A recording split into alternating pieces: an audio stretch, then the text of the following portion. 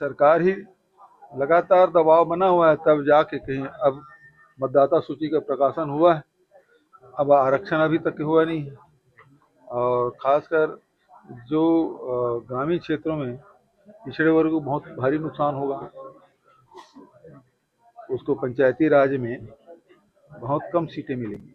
किस तरह से देखा था सरकार की 1 साल में कोई उपलब्धि तो है ही नहीं है।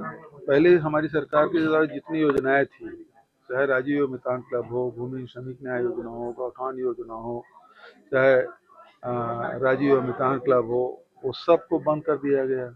जो आर्थिक रूप से, सामाजिक रूप से, सांस्कृतिक रूप से सब जोड़ने का काम करते थे, वो सब काम बंद हो गया है। अब बिजली बिल मनमाने आ रहा है, और स्मार्ट मीटर है तो और आदमी को परेशान करके रखे हैं।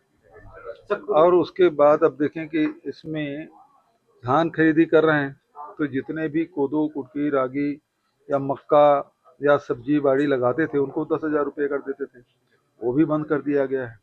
आज इस सरकार के गलत नीतियों के कारण से टमाटर 50 रुपये में खरीदना पड़ रहा है।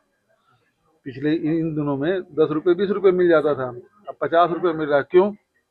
क्योंकि जितने भी सब्जी बाड़ी बरसात में लगाते थे, अब वो धान लगाना शुरू कर दिए, क्योंकि धान भर में आपको बोनस मिल रहा है। अब बोनस अब 3200 रुपया, ये बोले तो थे कि पंचायत में देंगे, नकदी देंगे, एक मुश्त देंगे। अब किसान जो धान बेच चुके हैं, उसके मन में शंका है 3100 मिलेगा कि नहीं मिलेगा, वो चिंता है। और दूसरा जो धान जो नहीं बेच पाए हैं, उसको बेचने की चिंता है। तो किसान परेशान है कुल मिला के।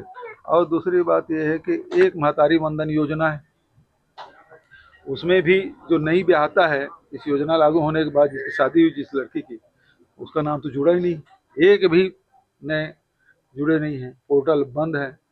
अब आवास योजना है, आवास योजना शहरी क्षेत्रों में एक भी स्वीकृत नहीं है। या ग्रामीण क्षेत्र हो या शहरी क्षेत्र, कोई निर्माण कार्य नहीं चल रहा है। तो सरकार तो पूरी तरह नाकाम हुई है। और खास सबसे बड़ी बात यह है कि कानून व्यवस्था विधानसभा सत्र चलने वाला है, किस तरह आएगा, लेकिन अब विधायक दल की बैठक होगी, उसमें तय करेंगे कौन सा मुद्दा पहले उठाया जाए। सर, आपकी सरकार में महापौर को पार्षदों से चुना जाता था, लेकिन अब डायरेक्ट किया जा रहा है, इसको लेकर क्या किस प्रकार से? अब उसकी इच्छा, सरकार के उसको डायरेक्ट करा रहे हैं तो डायरेक्ट हो। तो कुरुद विधायक द्वारा कहते हैं दीपक बैज को सड़क के लायक कहा गया, सदन के लायक नहीं। क्या?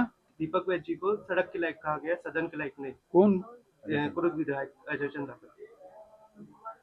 अब देखो, अजय चंद्राकर जी कुछ कुछ बोलते रहते हैं, उसके पार्टी में कोई पूछ परख है ही नहीं। दिल्ली तक दौड़ लगा चुके हैं, लेकिन कोई सुनने वाला है ही नहीं। उसकी तकलीफ ये है कि मंत्री नहीं बन पाया, उसकी तकलीफ ये है कि प्रदेश अध्यक्ष नहीं बन पाया है। तो उसकी पीड़ा है जो इस प्रकार के बयानों के माध्यम से निकलते रहता है। अभी भी 2 पद खाली है, उस आस में अभी है।